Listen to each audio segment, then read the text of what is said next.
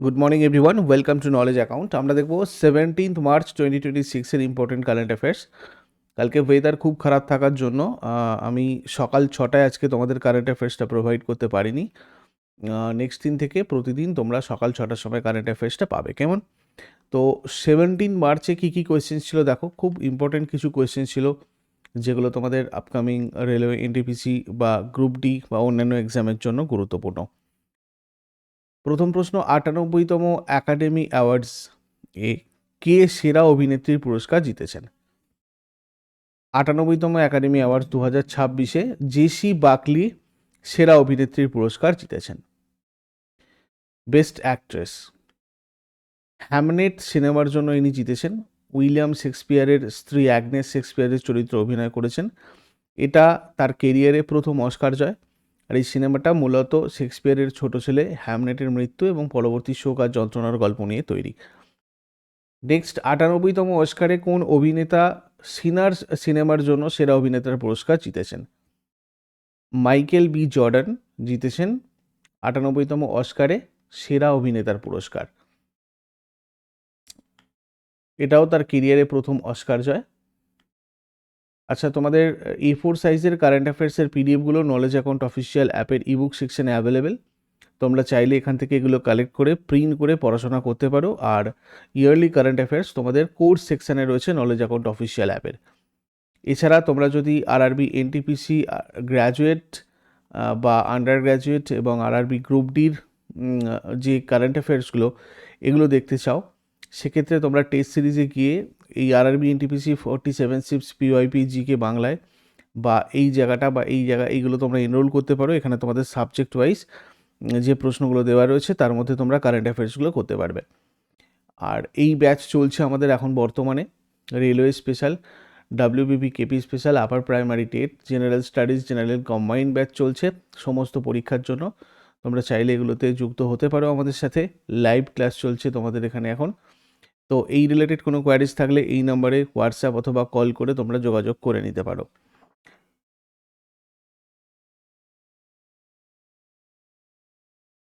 Next চলে আসবো 2026 সালের মার্চ মাসের মন্ত্রিসভার সিদ্ধান্ত অনুযায়ী জল জীবন মিশনের মেয়াদ কত সাল পর্যন্ত বাড়ানো হয়েছে? 2028 সাল পর্যন্ত বাড়ানো হয়েছে। 2026 সালের মার্চ মাসের মন্ত্রিসভার সিদ্ধান্ত অনুযায়ী জল জীবন মিশনের মেয়াদ 2026 সালের মার্চ মাসে প্রধানমন্ত্রী নরেন্দ্র মোদীর সভাপতিত্বে কেন্দ্রীয় মন্ত্রিসভা জল জীবন মিশনের মেয়াদ 2028 সাল পর্যন্ত বাড়ানোর অনুমোদন দিয়েছে। এই মিশনে মোট বাজেট বাড়িয়ে 8.69 লক্ষ কোটি টাকা করা হয়েছে। মোট বাজেটের মধ্যে কেন্দ্রের অংশ বাড়িয়ে 3.59 লক্ষ কোটি টাকা করা হয়েছে, যেটা আগের 2.08 লক্ষ কোটি টাকা ছিল। এই জল জীবন মিশন খুব গুরুত্বপূর্ণ। এটা হচ্ছে আমাদের রাষ্ট্রীয় জল জীবন কোষের একটা পার্ট, যেটা ভারত সরকারের একটা প্রধান কর্মসূচি, যেটা মাননীয় প্রধানমন্ত্রী 15ই আগস্ট 2019 সালে উদ্বোধন করেছিলেন। এরপর 2026 সালের মার্চ মাসে অনুমোদিত নতুন এফডিআই নিয়ম অনুযায়ী সীমান্তবর্তী দেশগুলোর জন্য কত শতাংশ পর্যন্ত বিনিয়োগ অটোমেটিক রুটে অনুমোদিত? তো এক্ষেত্রে 10% অটোমেটিক রুটে অনুমোদিত। প্রধানমন্ত্রী নরেন্দ্র মোদীর সভাপতিত্বে কেন্দ্রীয় মন্ত্রিসভা ভারতের সাথে স্থল সীমানা থাকা দেশগুলোর জন্য প্রত্যক্ষ বিদেশি বিনিয়োগ বা এফডিআই কাঠামোর সংশোধনে অনুমোদন করেছে। চীন, পাকিস্তান, বাংলাদেশ, নেপাল, ভুটান, মায়ানমার এবং আফগানিস্তান, এই দেশগুলো দেখো এখানে মানে স্থলসীমানার সাথে আমাদের জড়িত রয়েছে এই দেশগুলো। তো মূল পরিবর্তন যেগুলো হয়েছে, আচ্ছা, এফডিআই মানে কি জিনিস? এটা হচ্ছে কোনো একটা দেশের বিনিয়োগকারীরা অন্য কোনো একটা দেশের ব্যবসায়িক স্বার্থে মানে লং টার্ম আর কি ইনভেস্টমেন্ট, মূলধন বিনিয়োগ যেটা ব্যবস্থাপনার নিয়ন্ত্রণ নিশ্চিত করে, প্রযুক্তির হস্তান্তর, কর্মসংস্থান সৃষ্টি এবং অর্থনৈতিক প্রবৃদ্ধিতে সাহায্য করে। সাধারণত 100% বা 10%-এর বেশি ভোটিং পাওয়ার বা শেয়ারের মাধ্যমে এই বিনিয়োগ করা হয়। তো মূল পরিবর্তন যেগুলো হয়েছে, অটোমেটিক রুট মানে সীমান্তবর্তী দেশগুলোর কোনো বিনিয়োগকারী যদি কোনো সংস্থায় 10% বা তার কম অংশীদারিত্ব কেনেন, তবে এখন থেকে আর সরকারি অনুমোদনের প্রয়োজন হবে না। এটা অটোমেটিক রুটের মাধ্যমেই সম্ভব হবে। নির্দিষ্ট কিছু খাতের বিনিয়োগের ক্ষেত্রে অনুমোদনের প্রক্রিয়া সহজ করতে 60 দিনের একটা সময়সীমা নির্ধারণ করা হয়েছে। অর্থাৎ সরকার 60 দিনের মধ্যেই সিদ্ধান্তের কথা জানাবে। জাতীয় নিরাপত্তা বজায় রেখে বিনিয়োগ প্রক্রিয়াকে আরও সহজ আর গতিশীল করা হবে। এরপর 2026 সালের মার্চ মাসে কোন বিমানবন্দরকে আন্তর্জাতিক বিমানবন্দর হিসেবে ঘোষণা করার অনুমোদন দিয়েছে কেন্দ্রীয় মন্ত্রিসভা? মাদুরাই বিমানবন্দর। তামিলনাড়ুর মাদুরাই বিমানবন্দরকে এখন থেকে আন্তর্জাতিক বিমানবন্দর হিসেবে ঘোষণা করার অনুমোদন দেওয়া হয়েছে। এর ফলে দক্ষিণ ভারতে পর্যটন আর ব্যবসা বাণিজ্য আরও বৃদ্ধি পাবে। নয়ডা ইন্টারন্যাশনাল এয়ারপোর্ট উত্তরপ্রদেশের এই গ্রিনফিল্ড বিমানবন্দরটার সাথে হরিয়ানা আর দিল্লির যোগাযোগ উন্নত করতে 3630.77 কোটি টাকার সড়ক প্রকল্পের অনুমোদন দিয়েছে। মানে এটা আমরা দেখেছি। এছাড়াও দেখো সাম্প্রতিককালে এই বিমানবন্দরটাকে মানে সুরাট বিমানবন্দরকে আন্তর্জাতিক বিমানবন্দরের মর্যাদা দেওয়া হয়েছিল 2025-এর শেষের দিকে। মহর্ষি বাল্মীকি আন্তর্জাতিক বিমানবন্দর, ওটা উত্তরপ্রদেশের অযোধ্যাতে রয়েছে, এটা 2024 সালে উদ্বোধন করা হয়েছিল। ইন্দিরা গান্ধী আন্তর্জাতিক বিমানবন্দর দিল্লিতে রয়েছে, এটা ভারতের প্রথম বিমানবন্দর যেখানে মানে 4টে রানওয়ে এবং একটি এলিভেটেড ট্যাক্সিওয়ে রয়েছে। কোচিন আন্তর্জাতিক বিমানবন্দর বিশ্বের প্রথম বিমানবন্দর যেটা সম্পূর্ণভাবে সৌরশক্তি চালিত। এই মানে জেওয়ার বিমানবন্দর, এটাও কমপ্লিট হলে এটা হবে ভারতের বৃহত্তম এবং বিশ্বের চতুর্থ বৃহত্তম বিমানবন্দর। দানিপোলো বিমানবন্দর অরুণাচল প্রদেশের প্রথম গ্রিনফিল্ড বিমানবন্দর। আর এখন সবচেয়ে বেশি আন্তর্জাতিক বিমানবন্দর থাকা রাজ্য হচ্ছে উত্তরপ্রদেশ, টোটাল 5টা আন্তর্জাতিক বিমানবন্দর রয়েছে। এরপরে সম্প্রতি ইরান তাদের কোন ব্যালিস্টিক মিসাইলটা অপারেশন ট্রু প্রমিস 4-এর অধীনে প্রথমবারের মতো মোতায়েন করেছে? সেজিল। দেখো, পশ্চিম এশিয়ার চলমান সংঘাতের মধ্যে ইরান প্রথমবারের মতো তাদের অন্যতম শক্তিশালী ব্যালিস্টিক মিসাইল সেজিল মোতায়েন করেছে। এটা ইরানের অপারেশন ট্রু প্রমিস 4-এর অংশ হিসেবে ব্যবহৃত হয়েছে। এটা একটা ভূমি থেকে ভূমি মানে দ্বিস্তরীয় ব্যালিস্টিক মিসাইল, কঠিন জ্বালানি ব্যবহার করা হয়। এই মিসাইলটা প্রায় 2000 কিলোমিটার দূরের লক্ষ্যবস্তুতে আঘাত হানতে সক্ষম। এর দৈর্ঘ্য প্রায় 18 মিটার এবং এটা প্রায় 700 কেজি ওজনের ওয়ারহেড বহন করতে পারে। সেজিলকে একটা বলা হয় ডান্সিং মিসাইল। কেন বলা হয়? দেখো, আমাদের অপারেশন ট্রু প্রমিস এটা ইরান দ্বারা পরিচালনা করা হয়েছিল। এটা একটা বড় একটা সামরিক অভিযান। মেনলি মার্কিন যুক্তরাষ্ট্রের যে অপারেশন এপিক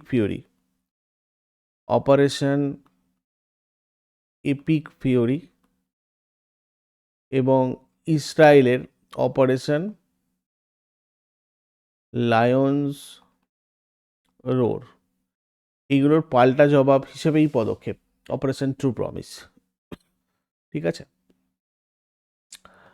তো সেজিল মিসাইলটাকে যেটা বলছিলাম, এটাকে ডান্সিং মিসাইল বলা হয় কেননা এটা যখন ওড়ে তখন নিজের গতিপথ বা ট্র্যাজেক্টরি পরিবর্তন করার ক্ষমতা এটা রাখে। এই বিশেষ কৌশলের কারণে মানে ট্র্যাডিশনালি যে ধরনের এয়ার ডিফেন্স সিস্টেম থাকে তাদের পক্ষে একে মাঝ আকাশে ধ্বংস করা বা ইন্টারসেপ্ট করা অত্যন্ত কঠিন হয়ে পড়ে। এছাড়া এর উন্নত যে ভার্সন বা সংস্করণ রয়েছে সেটা রাডারকে ফাঁকি দিতেও পারে। এরপর 2026 সালে মার্চ মাসে প্রকাশিত রিপোর্ট অনুযায়ী ভারতে বার্ষিক কত পরিমাণ টেক্সটাইল বর্জ্য উৎপন্ন হয়? 70.73 লক্ষ টন। কেন্দ্রীয় বস্ত্রমন্ত্রী গিরিরাজ সিং নয়াদিল্লির উদ্যোগ ভবনে এই রিপোর্টটা প্রকাশ করেন। ভারতে বার্ষিক প্রায় 70.73 লক্ষ টন টেক্সটাইল বর্জ্য উৎপন্ন হয়। এর মধ্যে 42% হচ্ছে পোস্ট কনজিউমার টেক্সটাইল বর্জ্য, মানে ব্যবহারের পরে ফেলে দেওয়া কাপড় আর কি। 58% পোস্ট ইন্ডাস্ট্রিয়াল টেক্সটাইল বর্জ্য, কারখানায় তৈরির সময়কার যে বর্জ্য। সুতো তৈরির ক্ষেত্রে প্রায় 100% বর্জ্য পুনরায় উৎপাদনে ব্যবহার করতে সক্ষম। হরিয়ানার পানিপথ ভারতের মেকানিক্যাল টেক্সটাইল রিসাইক্লিংয়ের প্রধান কেন্দ্র বা হাব হিসাবে পরিচিতি লাভ করেছে। 2030 সালের মধ্যে ভারতের টেক্সটাইল রিসাইক্লিং বাজার $3.5 বিলিয়ন পৌঁছবে এবং প্রায় 1 লক্ষ গ্রিন জব মানে পরিবেশ বান্ধব কর্মসংস্থান তৈরি হবে। এরপর 2026 সালের মার্চ মাসে প্রকাশিত ডিফেন্স ফোর্সেস ভিশন 2047 রিপোর্টটা কে প্রকাশ করেছে? তা প্রকাশ করেছে রাজনাথ সিং। কেন্দ্রীয় প্রতিরক্ষামন্ত্রী রাজনাথ সিং নয়াদিল্লির সাউথ ব্লকে এই ভিশন ডকুমেন্টটা প্রকাশ করেছে। রোডম্যাপটা তৈরি করেছে হেডকোয়ার্টার্স ইন্টিগ্রেটেড ডিফেন্স স্টাফ। মূল লক্ষ্য 2047 সালের মধ্যে ভারতীয় সশস্ত্র বাহিনীকে একটা আধুনিক, প্রযুক্তিগতভাবে উন্নত এবং বহুমুখী যুদ্ধের উপযোগী বাহিনী হিসাবে গড়ে তোলা। ভবিষ্যতে যুদ্ধের ধরন মাথায় রেখে artificial intelligence, cyber defence system এবং আধুনিক প্রশিক্ষণ ব্যবস্থার উপর গুরুত্ব দেওয়া হয়েছে। এবার বোটানিক্যাল সার্ভে অফ ইন্ডিয়ার বিজ্ঞানীরা সম্প্রতি 189 বছর পর কোন বিরল উদ্ভিদ প্রজাতিটি পুনরাবিষ্কার করেছেন? হেনকেলিয়া মোনোফাইলা। দীর্ঘ 189 বছর পর অরুণাচল প্রদেশে অত্যন্ত বিরল উদ্ভিদ প্রজাতি এর খোঁজ পেয়েছে বিজ্ঞানীরা, যার নাম হেনকেলিয়া মোনোফাইলা। 1836 সালে ব্রিটিশ উদ্ভিদ বিজ্ঞানী উইলিয়াম গ্রিফিথ অরুণাচলের মিশমি পাহাড় থেকে এটা প্রথম সংগ্রহ করেছিলেন। তারপর থেকে প্রায় 2 শতাব্দী ধরে এর কোনো হদিশ মেলেনি। এটা গেসনেরিয়াসি পরিবারের অন্তর্ভুক্ত একটা সপুষ্পক উদ্ভিদ। মূলত অরুণাচল প্রদেশের আর্দ্র এবং ছায়াময় বনাঞ্চলে জন্মায়। এটা একটা বহুবর্ষজীবী ভেষজ। এর ফুলগুলো ফানেল বা নলাকার আকৃতির হয় এবং ফলগুলো লম্বা ক্যাপসুলের মতো দেখতে হয়, যেটার ভেতরে অসংখ্য ছোট বীজ থাকে। এরপর 2026 সালের মার্চ মাসে ডোনাল্ড ট্রাম্পের ঘোষণা অনুযায়ী আমেরিকার নতুন অয়েল রিফাইনারি কোন ভারতীয় সংস্থার বিনিয়োগে তৈরি হবে? রিলায়েন্স ইন্ডাস্ট্রিজ। 2026 সালের মার্চ মাসে মার্কিন প্রেসিডেন্ট ডোনাল্ড ট্রাম্প ঘোষণা করেন যে আমেরিকা গত 50 বছরের মধ্যে তাদের প্রথম নতুন তেল শোধনাগার বা অয়েল রিফাইনারি তৈরি করতে চলেছে। এই প্রকল্পে ভারতীয় শিল্পপতি মুকেশ আম্বানির নেতৃত্বাধীন রিলায়েন্স ইন্ডাস্ট্রিজ বিনিয়োগ করবে। এই শোধনাগারটি টেক্সাসের পোর্ট অফ ব্রাউন্সভিল এ তৈরি করা হবে। 1977 সালে লুইসিয়ানার গ্যারিভিলে ম্যারাথন পেট্রোলিয়াম কর্পোরেশনের পর এটা হবে আমেরিকার নির্মিত প্রথম কোনো বড় মাপের রিফাইনারি। মোট বিনিয়োগ করা হচ্ছে এখানে $300 বিলিয়ন। প্রায় 1.2 billion barrel US shale oil পরিশোধন করে 50 বিলিয়ন গ্যালন পেট্রোলিয়ামজাত পণ্য তৈরি করা হবে। আমেরিকার আভ্যন্তরীণ জ্বালানি নিরাপত্তা বৃদ্ধি করা এবং আমদানিকৃত পেট্রোলিয়াম পণ্যের উপর নির্ভরতা কমানোটাই এটার উদ্দেশ্য। এরপরে সম্প্রতি কোন ব্যাংক মহিলাদের জন্য ওমেন সাফারি সেভিংস অ্যাকাউন্ট চালু করেছে? ওমেন সাফায়ার সেভিংস অ্যাকাউন্ট এটা করেছে ব্যাংক অফ বরোদা। এই অ্যাকাউন্টটা মেনটেন করার জন্য প্রতি মাসে গড়ে 1 লক্ষ টাকা অ্যাকাউন্টে রাখতে হবে। 18 থেকে 60 বছর বয়সী মহিলাদের জন্য 10 লক্ষ টাকার ক্যান্সার কেয়ার কভারেজ দেওয়া হচ্ছে। পরিবারের 6 জন সদস্যের জন্য বিনামূল্যে অনলাইন ডাক্তার পরামর্শের সুবিধা, ওষুধের ওপর 15% এবং প্যাথোলজি টেস্টের ওপর 20% পর্যন্ত ছাড়। গ্রাহকরা পাবেন বব ভূমি রূপে সিলেক্ট ডেবিট কার্ড। এর মাধ্যমে airport lounge access, gym membership, spa, salon service এবং ওটিটি সাবস্ক্রিপশনের মতো সুবিধা পাওয়া যাবে। এরপর আরবিআই এর নতুন নির্দেশিকা অনুযায়ী বাণিজ্যিক ব্যাংকগুলো তাদের বার্ষিক মুনাফার সর্বোচ্চ কত শতাংশ লভ্যাংশ হিসেবে দিতে পারবে? 75%। কোনো ব্যাংক তার মোট লাভের সবটুকু শেয়ার হোল্ডারদের বিলিয়ে দিতে পারবে না। তারা তাদের বার্ষিক মুনাফার সর্বোচ্চ 75% টাকা লভ্যাংশ হিসাবে দিতে পারবে। বাকি 25% টাকা ব্যাংকের নিজের উন্নতির বা সুরক্ষার জন্য জমা রাখতে হবে। লাভ্যাংশ দিতে গেলে ব্যাংকের আর্থিক ব্যবস্থা ভালো হতে হবে। আরবিআই এর জন্য CET1 রেশিও নামক একটা মাপকাঠি ঠিক করে দিয়েছে। এটা মূলত ব্যাংকের নিজস্ব শক্তিশালী মূলধনের পরিমাণ বোঝায়। যদি কোনো ব্যাংকের এই মূলধন বা CET1 রেশিও 8% বা তার কম হয়, তবে সেই ব্যাংক তার শেয়ার হোল্ডারদের 1 টাকাও লভ্যাংশ বা ডিভিডেন্ড দিতে পারবে না। ব্যাংক যাতে বিপদে পড়লে ভেঙে না পড়ে এবং সাধারণ মানুষের জমানো টাকা যাতে সুরক্ষিত থাকে, সেই জন্যই এই কড়াকড়ি। আগের দিনের হোমওয়ার্কগুলো দেখে নাও। The test of my life এটা যুবরাজ সিংয়ের বই, আর ওস্তাদ বিন্দা খান সারঙ্গীর সাথে যুক্ত। আর আজকে তোমাদের জন্য প্রশ্ন থাকবে, ফণি মনসা, বাবলা এবং খেজুর গাছ কোন সবজি এলাকার বিশেষত্ব? আর গান্ধী কোথায় 1918 সালে মিল শ্রমিকদের ধর্মঘটের নেতৃত্ব দিয়েছিলেন? শেষকালে কমেন্টে জানাও। চট করে আগের দিনেরগুলো কুইক রিভাইজ করে নেব। যারা যারা লাইভে রয়েছে অ্যান্সার করার চেষ্টা করো। 16 মার্চ 2026 এর কোয়েশ্চেন্স কী ছিল? 2025 সালের জন্য 60তম জ্ঞানপীঠ পুরস্কারে কাকে ভূষিত করা হয়েছে? আর বৈরামুথু। 2026 সালে নয়াদিল্লিতে আয়োজিত ওয়ার্ল্ড প্যারা অ্যাথলেটিক্স গ্র্যান্ড প্রিক্সে কোন ভারতীয় অ্যাথলেট পুরুষদের হাই জাম্পে সোনা জিতেছেন? শৈলেশ কুমার। 2025 সালে কোন দেশ চীনকে ছাপিয়ে যুক্তরাষ্ট্রে তুলাজাত পণ্যের বৃহত্তম সরবরাহকারী হয়ে উঠেছে? ভারত।